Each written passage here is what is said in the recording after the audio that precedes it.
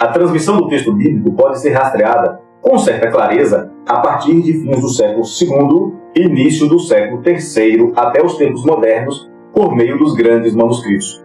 Os elos que ligam esses manuscritos ao século I, no entanto, são uns poucos fragmentos de papiros e algumas citações dos pais apostólicos. E isto é perfeitamente explicável por causa do período em que eles viveram e também por causa do contexto da igreja, sob constantes perseguições, ameaças e vários tipos e tentativas de destruição. Originalmente havia poucas cópias destes manuscritos, o que com certeza dificultou enormemente a sua preservação. Além destas evidências, existem outros materiais que são originários de descobertas arqueológicas, como os papiros não bíblicos, os papiros bíblicos ou relacionados à Bíblia, os óstracos e as inscrições. Primeiro vamos falar sobre os papiros não bíblicos. A descoberta de papiros, óstracos e inscrições modificou algumas crenças básicas a respeito da própria natureza do Novo Testamento. Até o surgimento das obras de Moulton e de Millingham, vocabulário do grego do Novo Testamento, com exemplos de papiros e de outras fontes não literárias em 1914, a obra de Adolf Deissmann, Uma Luz Oriunda do Antigo Testamento, uma tradução de 1923, e a obra de A.T. Robertson, Gramática do Grego do Novo Testamento à luz de pesquisas históricas, de 1914 também. O Novo Testamento, até esta época, era considerado um livro escrito de modo misterioso, entregue aos seres humanos numa língua que se supunha sobrenatural ser a língua do Espírito Santo. Vamos conhecer esses autores. James Hook Moulton e George Wilbur Millingham foram dois estudiosos bíblicos da virada do século XIX para o século XX, e eles defenderam uma visão crítica da origem das escrituras bíblicas, considerando que as escrituras foram produzidas por um processo gradual de desenvolvimento ao longo de um período de vários séculos, podendo, portanto, serem considerados anti-sobrenaturalistas.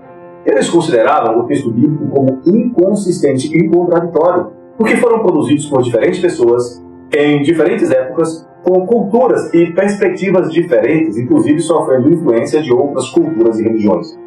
Um de seus argumentos era a semelhança entre as escrituras e outros textos antigos, como mitos gregos e escritos persas. No entanto, eles desconsideravam a possibilidade de derivação comum ou até mesmo de uma originária a partir do conteúdo bíblico.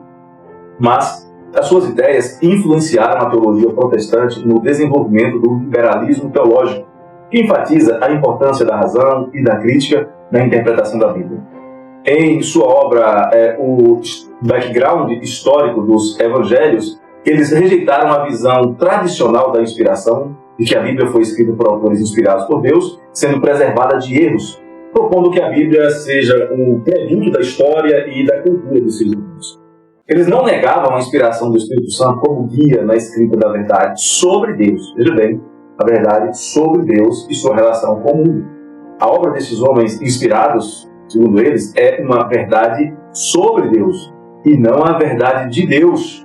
E esta obra, então, deve ser considerada uma obra de seres humanos falíveis, refletindo suas falhas, limitações, experiências, e dessa forma, se a Bíblia não estaria dizendo a Deus.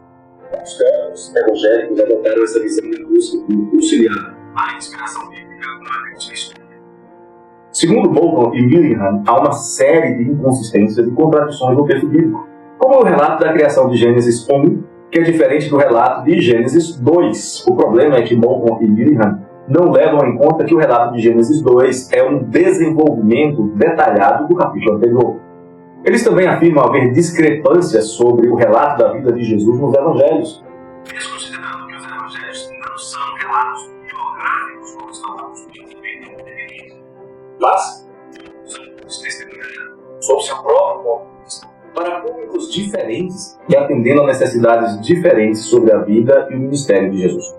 Segundo Moulton e Millingham, as escrituras bíblicas foram influenciadas por outras culturas, outras religiões, e um exemplo é a história do dilúvio, que existe em outros textos antigos, como o épico de Gilgamesh, que pode ser explicado facilmente pelo fato de que o dilúvio foi um evento mundial e os persas eram também eles descendentes de Noé. Também enfatizaram que há diversas religiões que falam de ressurreições, como no zoroastrismo e nos cultos egípcios, mas eles ignoram deliberadamente as inconsistências nesses relatos externos e as inúmeras diferenças para o que houve com Jesus, segundo o relato bíblico. Segundo esses autores, as escrituras foram produzidas por um processo gradual de desenvolvimento teológico e cultural, argumentando que elas começaram com as histórias orais, transmitidas de geração em geração, rejeitando que nos dias de Adão, ou Enoque, ou Noé, pudesse haver escrita. O fato é que, embora nós não tenhamos registros, nada impede que houvesse escrita. No período pós-egípcio, essas histórias teriam sido escritas. Curiosamente, apesar de ser no período pós-egípcio, os hebreus não adotaram a escrita egípcia. Nesse processo de registro, muitas pessoas teriam sido envolvidas na escrita, o que a Bíblia, em momento algum, pretende negar. Além disso, o desenvolvimento teológico de Gênesis até Apocalipse não fere nem teológica, nem academicamente a doutrina da revelação progressiva. Outro autor importante é Adolf Weissmann, um teólogo protestante e um dos fundadores da corrente teológica conhecida como Novo Testamento e Mundo Antigo, defendendo que o Novo Testamento não pode ser entendido fora do contexto histórico e cultural do mundo helenístico do século I. Considerando o fato de que o Novo Testamento foi escrito em grego koiné, uma língua comum no mundo helenístico, ele concluiu que o Novo Testamento foi escrito para um público helenístico que o compreendia à luz da sua cultura, com influências do judaísmo e também do paganismo helenista, os cultos de mistério, por exemplo, e a adoração imperial romana. Segundo esta compreensão, o Novo Testamento deve ser visto como um documento histórico que reflete a cultura e a religião do mundo helenístico, influenciando os autores que pensavam e escreviam de acordo com as crenças e valores prevalecentes na sua época, usando uma linguagem e uma retórica que era familiar a seus leitores.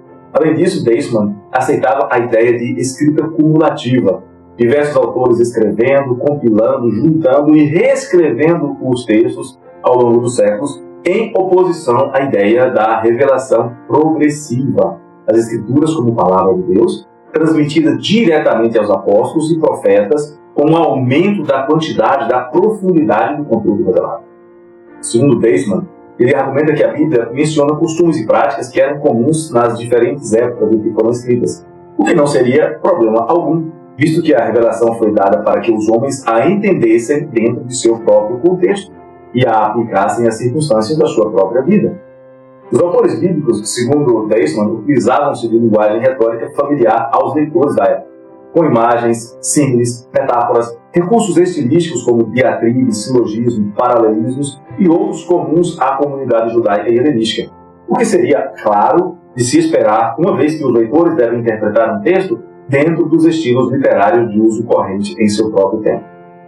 Os textos bíblicos refletem diferentes perspectivas e experiências, relativas aos seus contextos geográficos e culturais muito específicos, o que sugeriria que eles foram escritos por diferentes autores em épocas diferentes.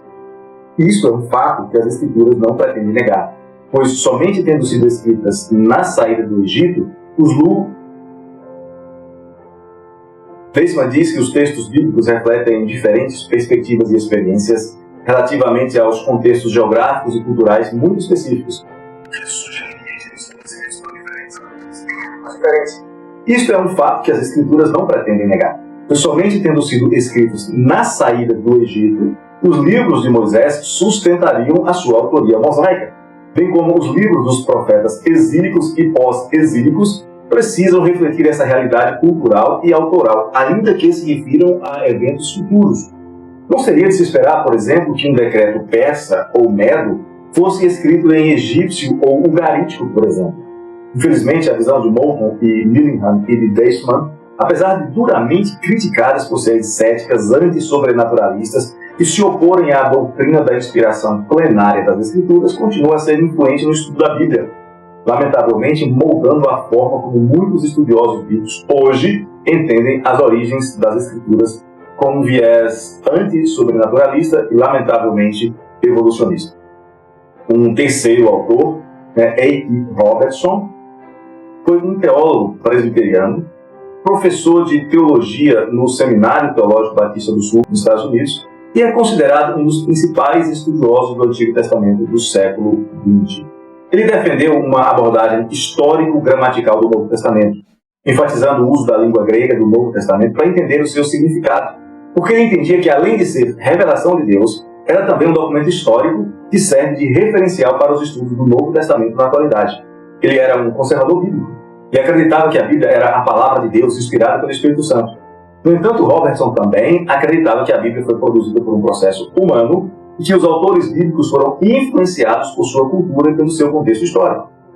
Por exemplo, a respeito de inspiração e de autonomia dos autores, Robertson defendia a realidade da inspiração divina das Escrituras, mas considerava que os autores bíblicos não tinham as suas peculiaridades emocionais e culturais, e por isso as suas obras refletiam as suas experiências e sua compreensão da realidade. Refletiam a sua cultura, o seu conteúdo histórico, em um processo gradual de registro e de desenvolvimento teológico, pois os textos bíblicos foram sendo escritos ao longo de um período de vários séculos, trazendo por isso marcas históricas, geográficas e circunstanciais.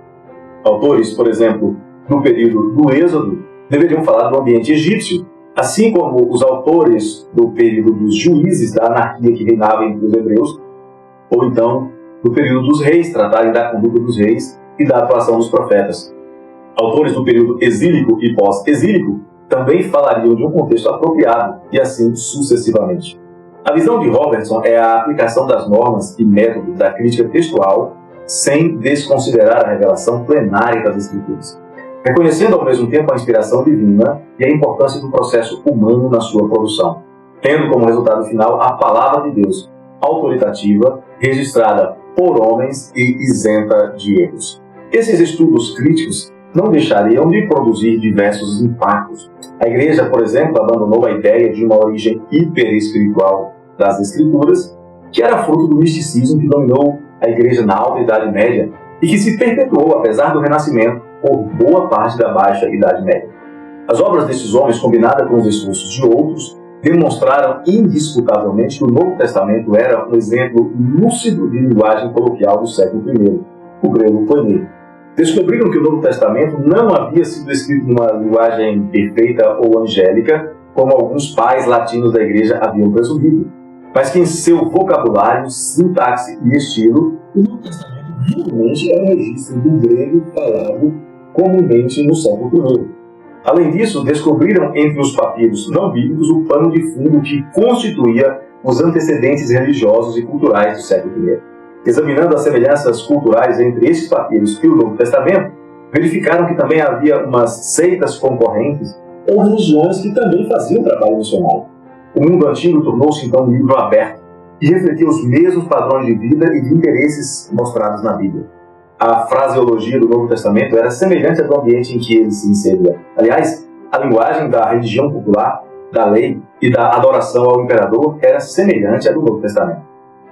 O fato de uma língua comum ser usada no Novo Testamento em um ambiente ao redor não implica que o Novo Testamento e o ambiente que o cercava tinham o mesmo sentido um do outro. Em outras palavras, os mesmos termos usados por diferentes religiões, no máximo, poderiam apresentar sentidos paralelos, jamais, porém, os mesmos sentidos. O sentido do cristianismo era muito diferente do sentido mundano ao seu redor.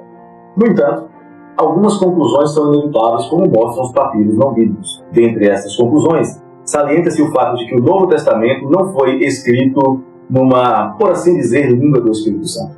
Em vez disso, ele havia sido escrito no grego comum, koiné, o grego comercial do mundo romano, a língua do povo, a língua dos mercados mundiais. Além disso, os estilos da sintaxe e o vocabulário de Paulo, bem como os estilos de outros autores, eram amplamente utilizados no século I.